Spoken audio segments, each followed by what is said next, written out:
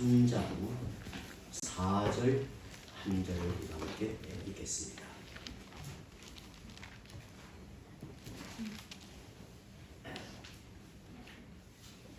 하나님의 말씀 히브리서 13장 4절 한 절 말씀을 우리 한 목소리로 읽습니다. 모든 사람은 결혼을 귀히 여기고 신소를 더럽히지 않게 하라. 음행하는 자들과 간음하는 자들을 하나님이 심판하시리라. 아멘. 사도는 히브리서 12장 말미에서 그러므로 우리가 흔들리지 않는 나라를 받았은즉 은혜를 받자.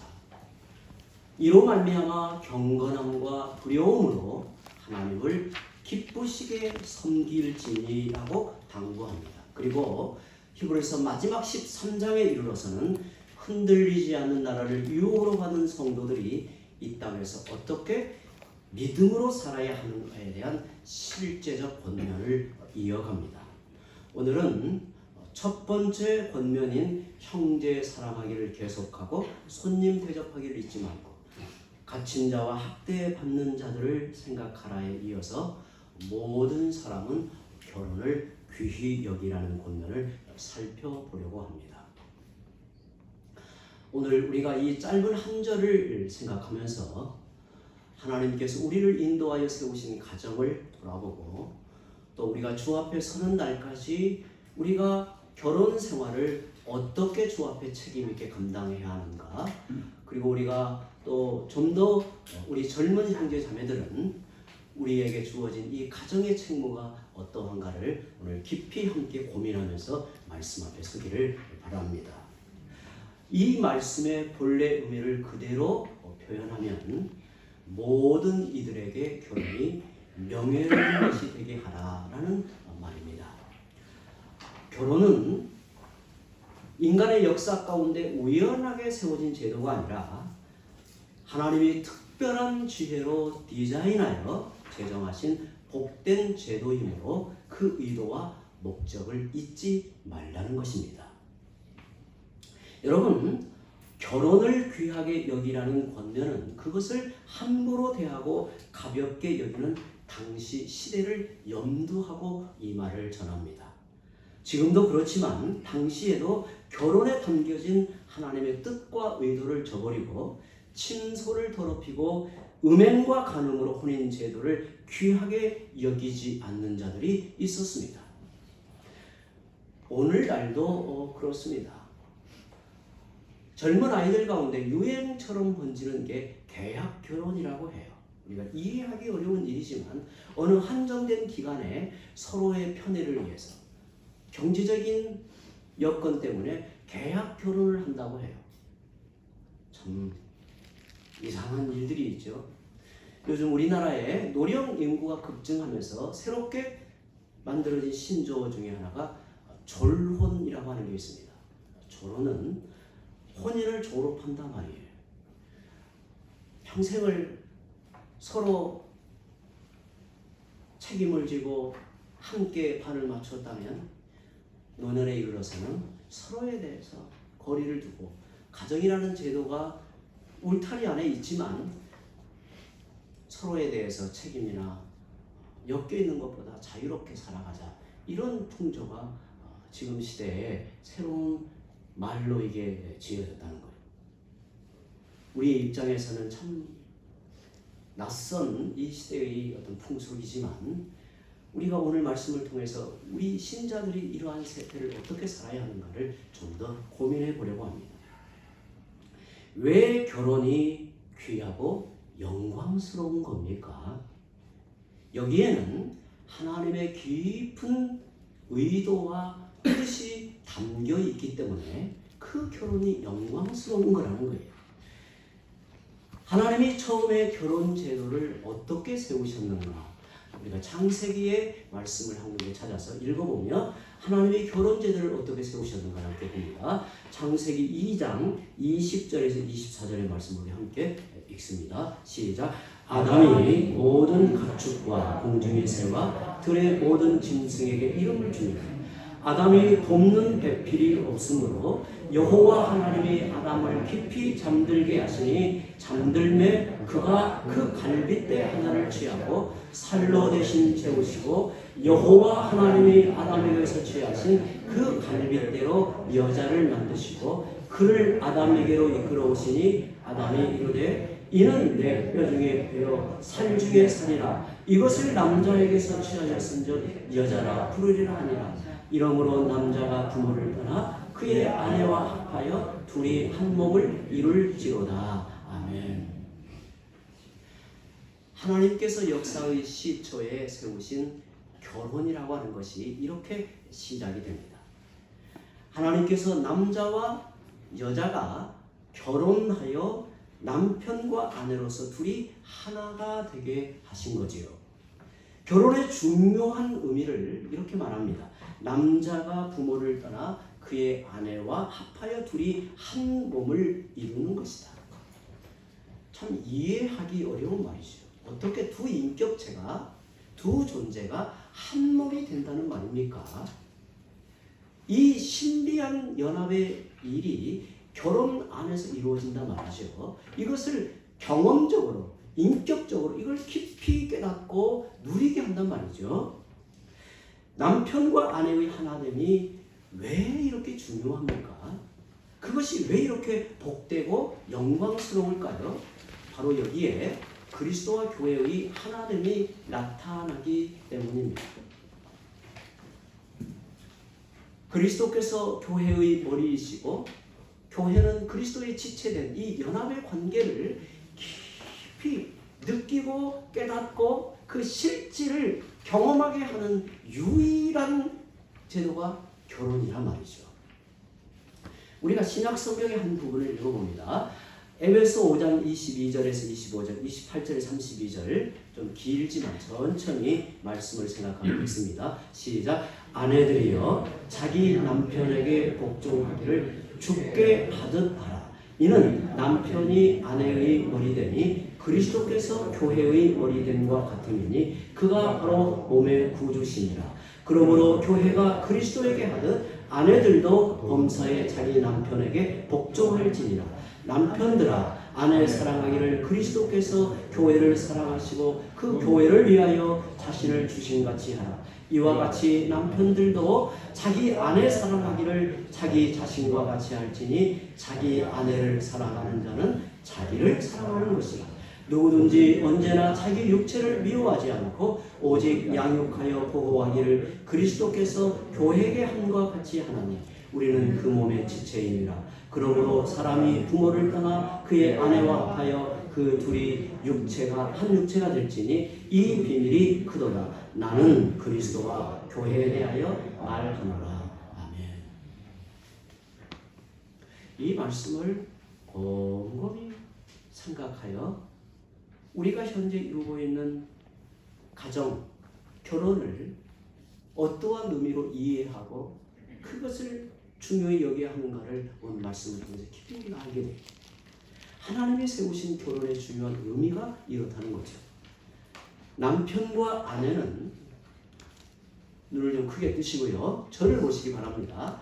남편과 아내는 주 안에서 서로 사랑하고 복종하는 관계, 분리할 수 없는 머리와 몸의 관계로 부름받아 한 몸이 되어 가정을 이룹니다.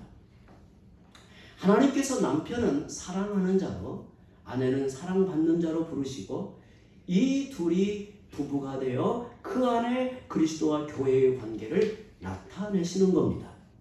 남편은 성부 하나님이 영원히 성자 예수님을 사랑하듯이 아내를 사랑하여 하나님의 사랑을 드러내게 하시고 아내는 성부 하나님의 깊은 사랑을 누리며 온전히 복종하는 그리스도의 복종을 남편에 대한 순종으로 드러내도록 하셨습니다. 부부는 사랑과 순종의 하나됨으로 자녀를 낳고 양육하여 그 가정을 통해서 하나님 나라의 복됨이 드러나게 합니다. 할렐루야. 참 놀라운 하나님의 그 은혜의 일을 우리 안에서 느끼게 하고 그것을 깨달아 깨달아 그 실질을 맛보게 하는 게 하나님께서 우리를 통해 세우신, 우리 안에 세우신 결혼이라는 의미예요. 이 의미를 우리 성도들은 깊이 느끼고 중요함을 알고서 함께 부부의 관계를, 가정을 이루고 있습니까? 이걸 지금 말하고 있는 거예요. 성경이 말하고 있는 결혼은 우연히 한 남자와 한 여자가 만나 서로 사랑하고 자녀를 낳고 그저 그렇게 사는 정도가 아닙니다. 성경은 결혼에 대하여 두 사람의 연합을 통해 한 몸이 되어 참으로 신비로운 하나됨의 관계를 이루고 그 속에서 모든 죄악을 초월하여 삼위 하나님의 사랑의 세계로 비상하는 영광이 깃들어 있다고 가르칩니다.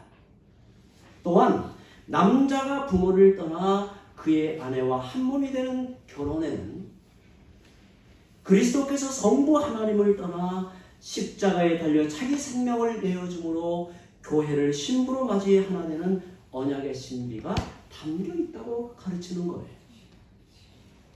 놀랍죠? 정말 우리가 이러한 결혼의 의미를 생각하면 이게 얼마나 복되고 영광스러운가, 황송한 마음이 든단 말이죠.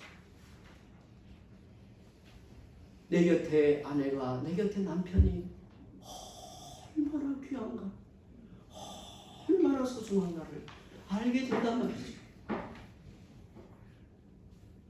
우리가 살고 있는 이 시대는 가정의 의미를 너무나 천박하게 세속적으로 이해하기 때문에 우리가 가정에 대한 이 무거운 책임과 의미를 헤아리지 못하는데, 우리가 성경으로 돌아와서 성경 안에서 오늘 우리에게 베풀어 주신 그 가정의 은혜와 복이 얼마나 큰가를 말하고 있는 거예요. 하나님은 그리스도와 교회의 영원한 연합의 신비를 담아내기 위해서 남자와 여자를 지으시고 남자가 부모를 떠나 그의 아내와 합하여 하나 되는 결혼을 세우셨다, 제정하셨다고 말해요. 하나님은 처음부터 아담과 하와가 하나 되는 결혼에 그리스도와 교회의 언약 관계를 반영해 놓으시고 그들이 사랑과 순종으로 그 언약 관계를 드러내기를 원하십니다. 그래서 사실은 결혼 관계를 혼인 언약이라고도 성경은 가르쳐요. 혼인 언약이라고. 우리가 주님과 언약 관계를 맺듯이 남편과 아내 사이에는 언약 관계란 말이죠. 이게 얼마나 중요해요. 우리가 언약에 대한 말씀을 수없이 나누잖아요. 언약의 중요한 의미가 뭐예요? 언약은 서로에 대하여 묶인단 말이죠. 서로에 대하여 운명이 하나 되게 한단 말이에요. 서로에 대하여 나의 명예를 걸고 살고 그에게서 나의 영광을 찾는 관계, 그게 언약 관계란 말이죠. 남편과 아내가. 오늘 우리가 에베소의 말씀을 읽었듯이 자기 아내를 사랑하는 것은 바로 나를 사랑하는 것이다. 이게 얼마나 신비로운 말입니까? 내 생명을 위하는 것이다 말이죠. 남편을 향하여 순종하고 그 순종은 성부 하나님을 향하여 성자 그리스도께서 복종하는 그 관계를, 그 복종의 마음을 드러내게 하는 방식이란 말이죠. 우리를 사랑하시는 하나님의 사랑과 예수님의 은혜는 책임지시는 사랑과 은혜입니다.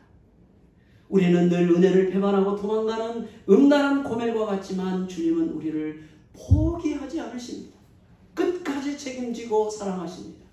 예수님은 교회를 포기하지 않으십니다. 비록 교회가 연약해도 오래 참고 기다리며 교회를 사랑하십니다. 모든 지혜와 열심을 다해 마침내 교회가 주님만을 믿고 의지하며 사랑하는 수준에 이르도록 이끄십니다. 우리는 이렇게 언약의 신실하신 주님의 은혜와 사랑을 힘입어 그리스도의 신부로서 자라갑니다.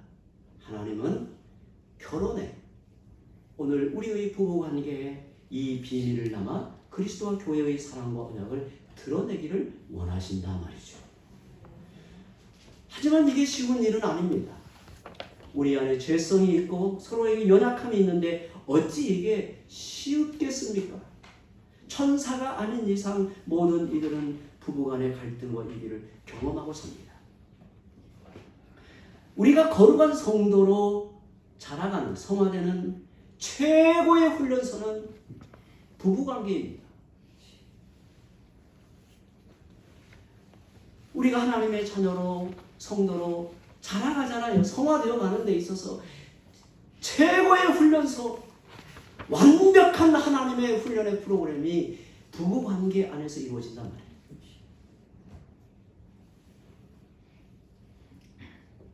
결혼을 하여 부부가 되면 하루에도 수십 번 정말 가슴을 치면서 자기를 부인해야 돼요. 자기 십자가를 지고 정말 이를 악물고 눈물로 기도하면서 하나님께서 부르심의 뜻을 따라 한 걸음 한 걸음 내딛고 자라가며 우리는 부부의 도리를 하는 거예요. 이 세상은 그런다 할지라도 주 안에 있는 주의 백성들은 그렇게 부부관계 안에서 자라가고 성화되어 가는 거예요.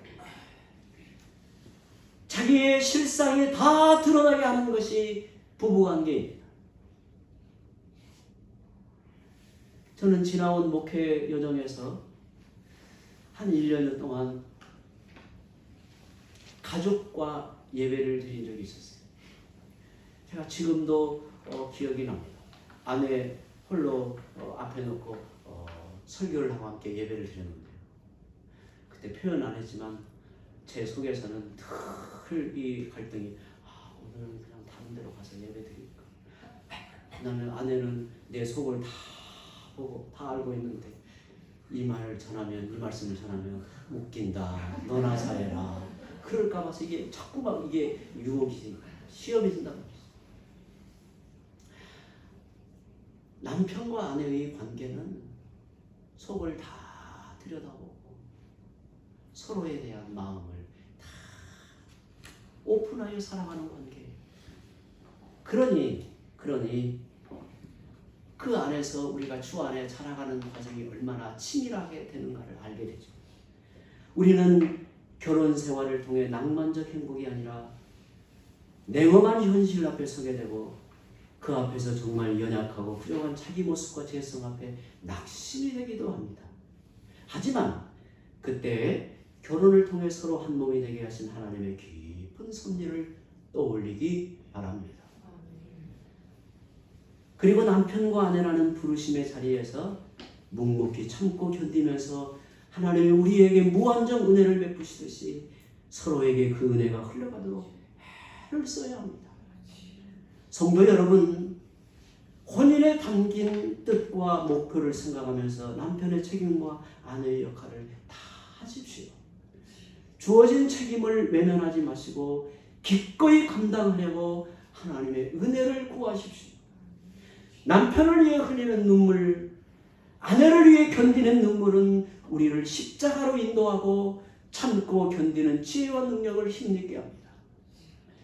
십자가 앞에 서면 우리는 벌레 같은 나를 택하여 거룩한 자녀 삼으시고 사랑하시는 하나님의 은혜와 긍휼을 덜 현재적으로 깨달아요.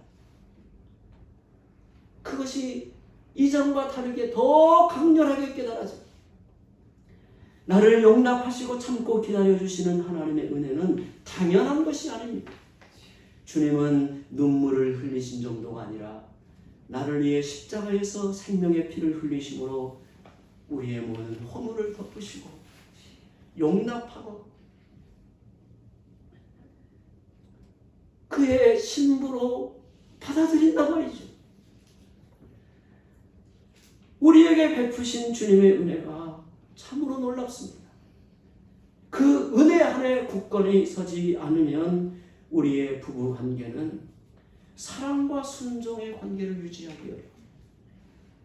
그냥 피상적으로 의무적으로 무덤덤하게 부부의 관계가 아니라 그리스도와 주님의 그 연합의 관계, 생명의 관계, 사랑과 순종의 관계, 그 사랑의 질과 순종의 질이 그리스도로 말미암아 그리고 하나님으로 말미암아 나타내어진 그 생명의 은혜를 누리기에는 어렵단 말이죠. 하나님의 은혜는 주님이 우리를 긍휼히 여기듯이 내 아내와 남편을 긍휼히 여기는 마음을 일으킵니다. 긍휼은 불쌍히 여기는 마음입니다. 하나님의 은혜와 긍휼은 변함이 없습니다. 만약 주님에게 우리를 향한 은혜와 긍휼이 조금이라도 식는다면 벌써 주님과 교회의 언약은 깨어지고 말았을 것입니다. 주님은 우리를 대하여 나타내시는 그 은혜와 긍휼은 식어지는 법이 없어요. 혹여나 원망이 생길 때 그 원망을 초래하는 배우자의 모든 것을 긍휼히 여기는 마음을 달라고 기도하십시오. 그 마음이 있어야 자기 아내를 사랑할 수 있고 자기 남편에게 복종할 수 있습니다. 이런 마음이 있어야 침소를 더럽히지 않고 음행과 간음에서 자신을 성결하게 지킬 수 있습니다. 그 마음이 있을 때 자신의 죄성과 연약함을 조심하고 서로 함께 짐을 지는 법을 눈물과 인내로 배우고 마침내 하나님의 비밀을 깨닫고 그 은혜를 누리며 사는 겁니다. 성도 여러분, 결혼 생활에는 이런 복됨이 있습니다. 하나님이 우리에게 결혼을 허락하여 이런 삶의 깊이를 만들어 가십니다. 하나님 없이 다투고 지배하는 관계가 아니라 서로 사랑하고 존중하는 관계로 사랑하는 복됨을 깊이 경험하고 누리게 하십니다. 그 명예와 영광은 남편과 아내에게 맡겨진 사랑과 복종의 책임을 다할 때, 그리고 부부관계에 주어진 삶의 무게를 외면하지 않고 기꺼이 함께 짊어지고 나아갈 때 맛보게 됩니다. 그것을 주님은 영원히 복되다 하시며 주의 나라에 이를 때 그것이 복 있는 열매로 거두게 되는 겁니다. 여러분, 신앙생활도 그렇습니다. 신앙생활은 영적으로 예수님과 결혼하는 것과 같습니다. 우리가 잘 알고 있듯이 결혼생활은 꽃길의 행복이 아니라 눈앞의 현실을 직면하게 하듯이 신앙생활도 세월이 흐르면 형통함이나 편안함보다는 갈등과 고단함의 현실이 다가옵니다. 모든 인생이 감당해야 할 일반적 고난에 성도들에게는 신앙적 고난이 더해집니다. 그때 예수 믿는 신앙을 포기하면 남편과 아내의 하나됨을 저버리고 침소를 더럽히는 것과 같습니다. 사도는 우리에게 결혼과 가정을 통해서 가르치고 있지만 그것을 넘어서 주님과의 관계, 교회 생활을 또한 가르치고 있는 겁니다. 고난 때문에 신자의 책임을 외면하고 더 편한 길을 찾아 떠나는 것은 영적인 음행과 간음이라 할 수 있습니다. 거기에는 신자의 명예와 영광이 따를 수가 없죠. 남편에게 자기 아내를 사랑할 책임이 있고 아내는 자기 남편에게 순종할 책임이 있듯이 신자들은 하나님을 사랑하고 이웃을 사랑하며 의와 공의를 드러내는 믿음의 책임이 있습니다. 남편과 아내가 서로 사랑하고 존중하며 삶의 무게를 감당할 때 부부의 존귀함과 아름다움의 깊이가 드러나듯이 고난한 삶의 현실 앞에서 신자로서 책임을 외면하지 않고 기꺼이 감당하려고 은혜를 구하며 나아갈 때 신자의 명예가 드러나고 믿음의 깊이는 더해질 것입니다. 기도합니다.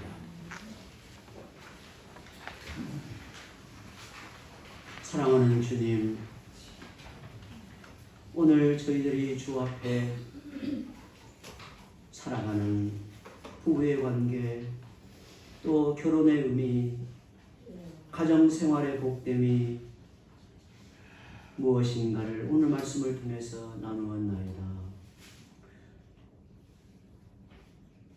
이것이 주님과 우리의 언약 관계를 나타내며 우리가 주 앞에 언약 백성으로 살아가는 것임을 오늘 말씀을 통해서 깊이 마음에 새기고 믿음으로 더욱 전진하는 저희들 되게 해주옵소서.